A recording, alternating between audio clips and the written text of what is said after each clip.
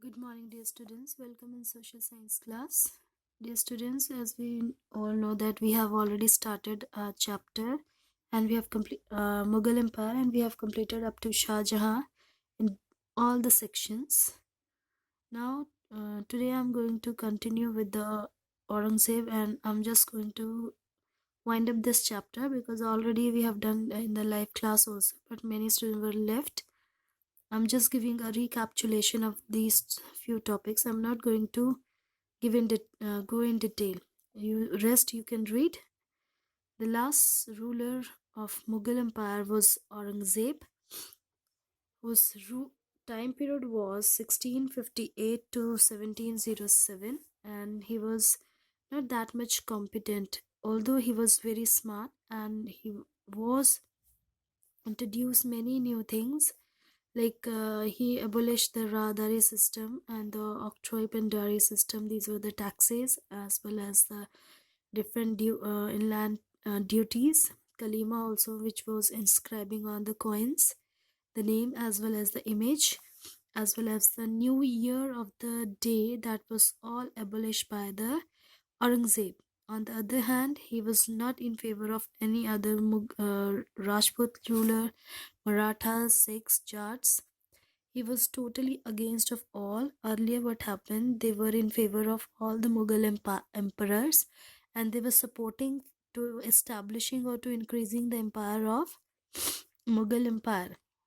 But when Aurangzeb came into the throne, he was not in favor of Jats, Sikhs and the other Marathas, and ultimately what happened, they were totally against of Aurangzeb, and this was also a main reason for the end of the Mughal Empire.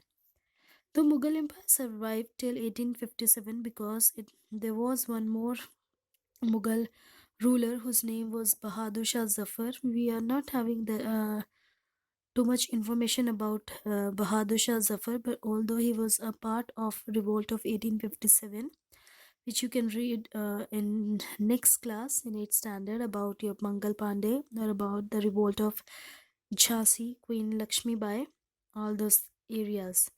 And the grave of Bahadur Shah Zafar too was at Rangoon, that is your present Myanmar. He was just exiled from India towards the Myanmar. And now, how was the governance under the Mughal Empire? It was also like other regional powers we have read, or the kingdoms we have read about, the North India and the South India. What happened there? There were also a king system was there, king's rule was there. Every area was answerable and controlled by the king. The region or the territories or areas were divided into subas and controlled by the subedars, and there was also a new system introduced by Akbar called Mansabdari system, that was the position or rank which was took place in their time period, and Kotwal also controlling the rules and regulations or law and order in the city. Kotwal means the present day police officer. Next, we have the society and the economy. How was the society? It was divided into two parts: the nobility and the high officials. The higher officials, nobility, high officials, and the commoners are the weaker section. The higher one, the noble one, they were living a life of luxury, but on the other hand, the weaker section, the poor one, they were indulging in agriculture and they were the servant class of the higher one, and they lived a very miserable and poor condition in different areas. And the different main about the economy, that is financial sources, it was totally based on agriculture, and people, those who were farmers, they were very much exploited by the rich section of the society, because 1/3 of the produce they have to give as a tax. One more tax was there, a state land tax that was known as Khalisa.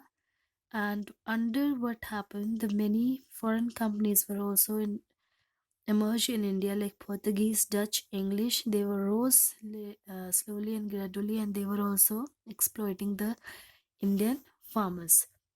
Next, we have the religion. How was the religion during the time period of Akbar? He was in favor of all the religions. He was adopting the policy of religious tolerance, Sulekul, which was in favor of all the religions. But on the other hand, we have the Aurangzeb. He was a staunch Muslim and he was not adopting the other religions.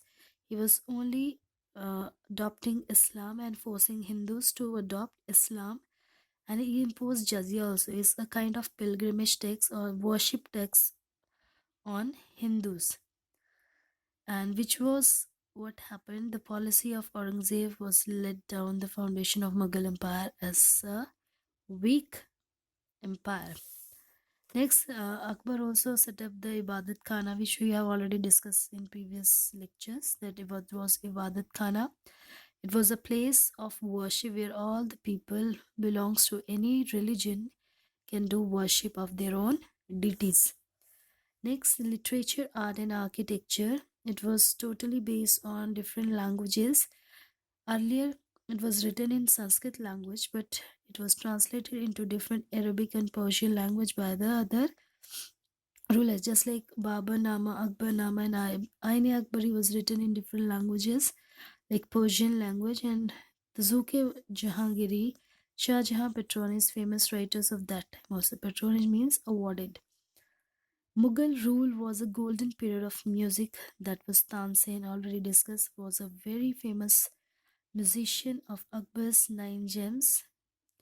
And Humayun, on the other hand, Akbar also built Humayun Tomb, Fatehpur Sikri, Buland Darwaza, and Jahangir led beautiful gardens like Shalimar Bagh, but Shah Jahan is also known as Engineer King or Engineer Emperor because many great monuments were built during the time period of Shah Jahan, like Red Fort, Jama Masjid, and the world famous Taj Mahal.